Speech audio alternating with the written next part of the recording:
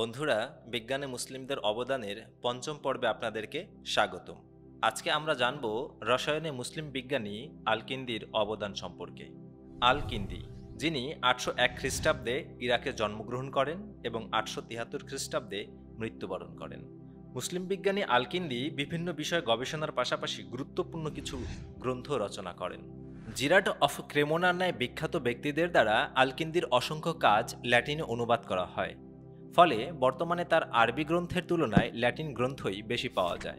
যেমন ডে গ্র্যাডিবাস, যে গ্রন্থে তিনি বর্ণনা করেন কোনো ঔষধ মিশ্রণের আয়নসমূহ এর নমুনা উপাদানের মান ও মাত্রা থেকে গাণিতিকভাবে নির্ণয় করা সম্ভব এবং ঔষধের উপাদান বৃদ্ধির সাথে সাথে এর কার্যকারিতা বৃদ্ধির সম্পর্ক রয়েছে।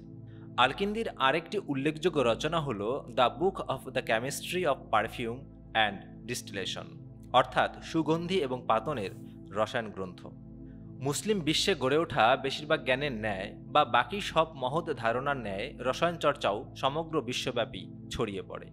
এর ল্যাটিন অনুবাদ, এমনকি বিভিন্ন জায়গার স্থানীয় ভাষার অনুবাদগুলো নির্দেশ করে এটি ইউরোপেও ছড়িয়ে পড়েছিল।